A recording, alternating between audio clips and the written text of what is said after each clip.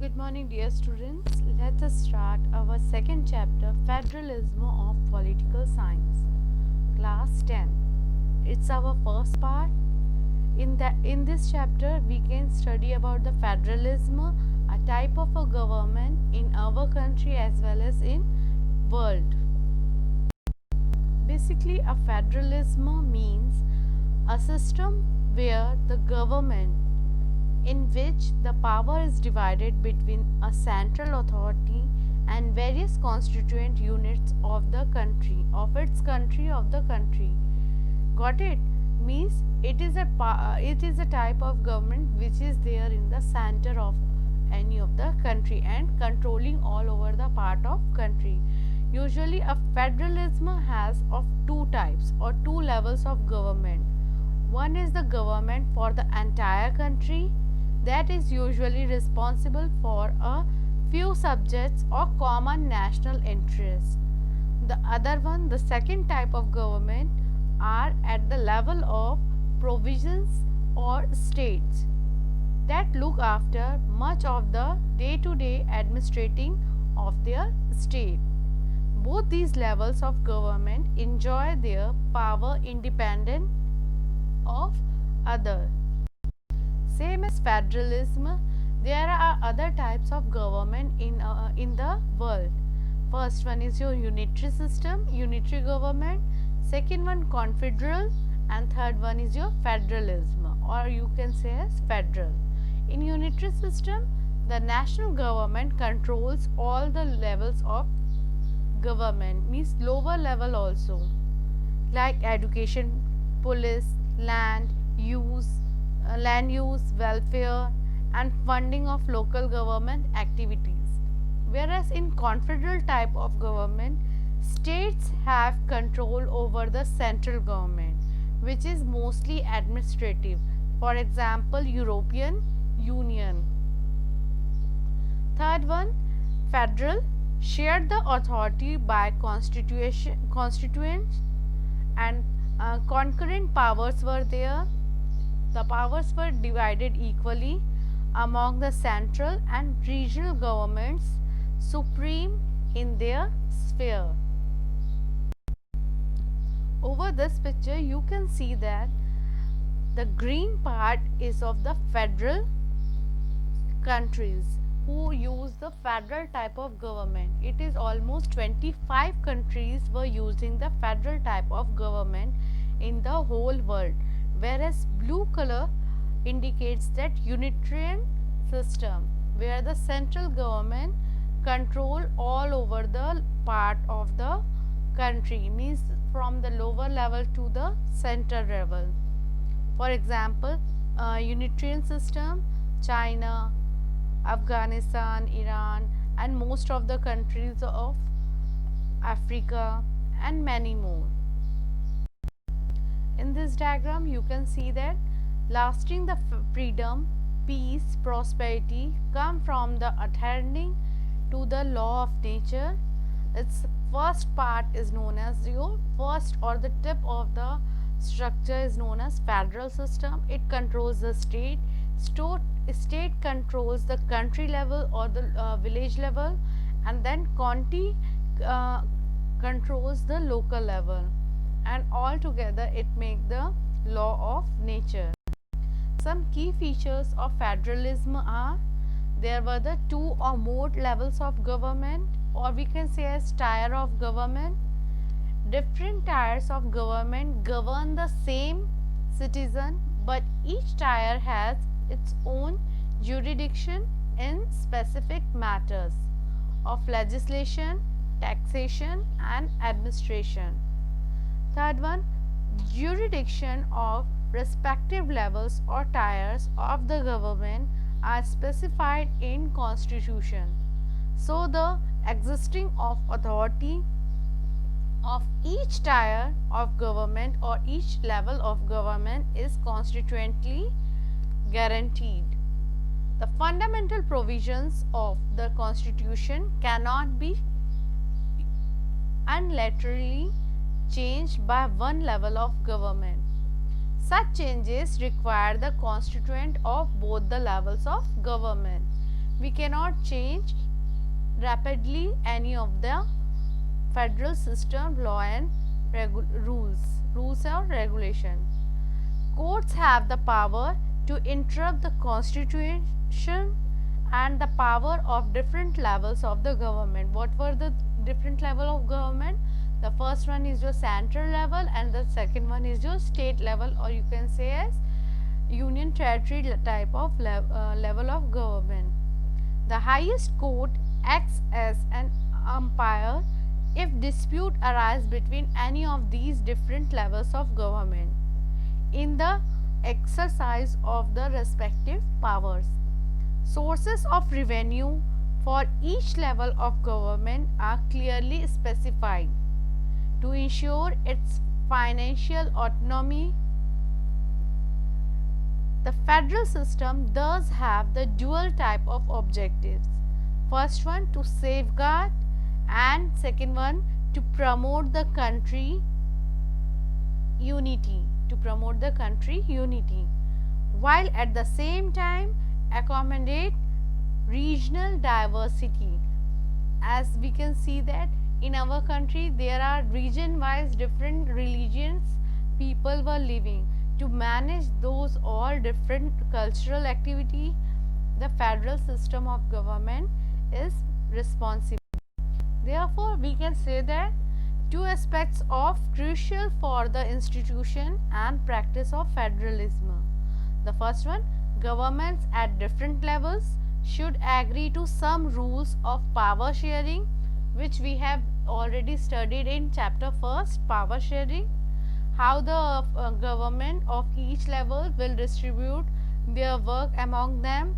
And the second one, they should also trust that each would abide by its part of the agreement. An ideal federal system has both aspects, mutual trust and agreement to live together. Whom we are saying that mutual trust between the different levels of government and agreement that we have to live together and compromise or having a same type of decision or respecting that.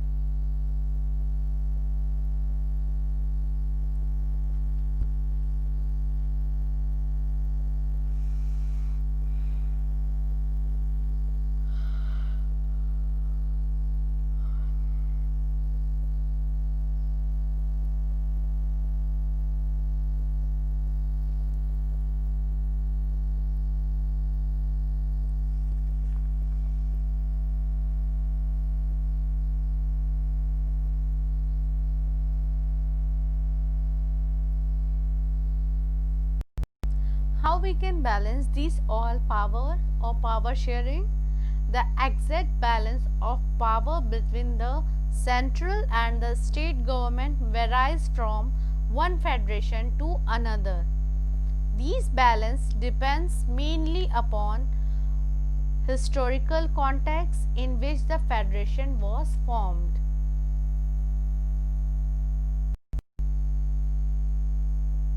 Over this picture of India map taken in 1947, you can see the India and its provisions or states were divided in 1947, and another country which was divided from India is the West Pakistan and East Pakistan.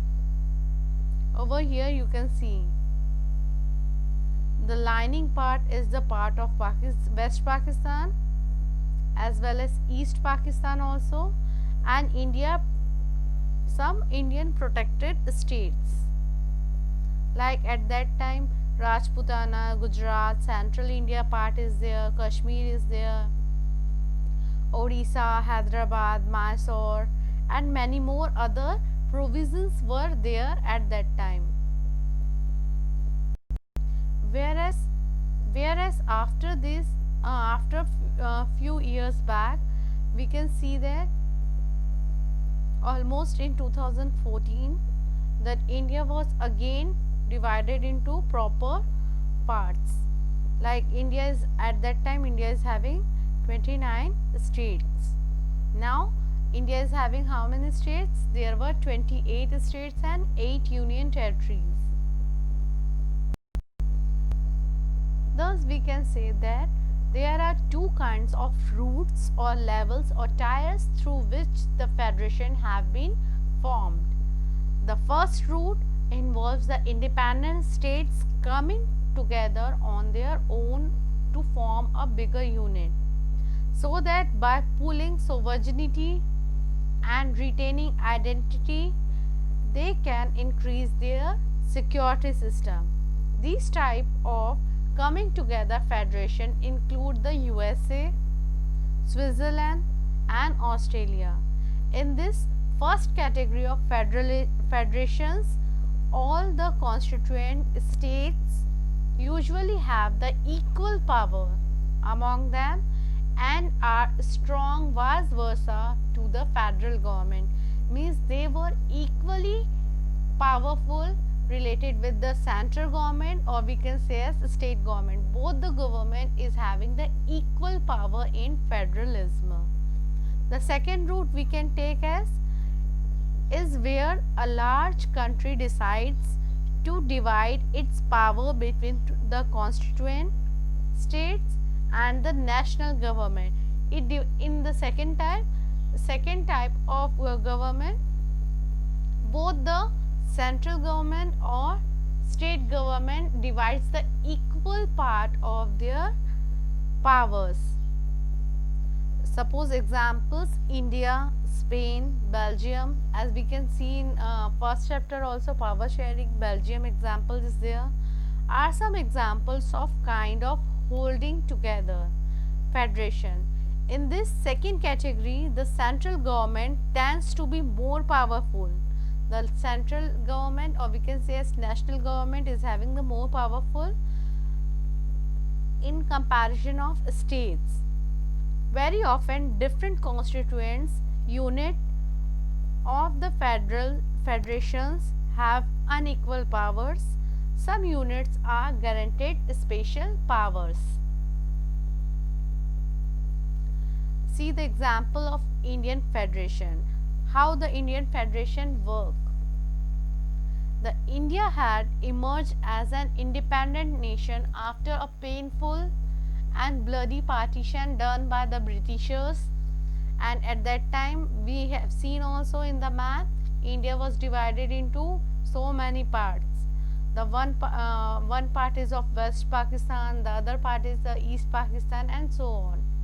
Soon after the independence, several the princely states which we already seen became the part of country, and the constitutions declared India as a union of states, means so many provisions or so many states together combine and make a union of states.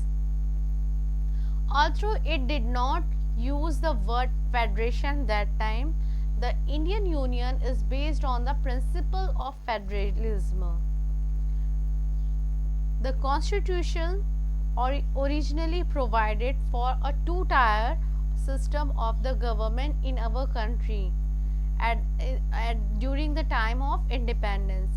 The union government, or we can say as what we call as the central government, representing the Union of India, and the state governments. Later, a third tier or third level of government of federalism was added in the form of panchayat and municipalities, which is also known as local level government or lower level governments.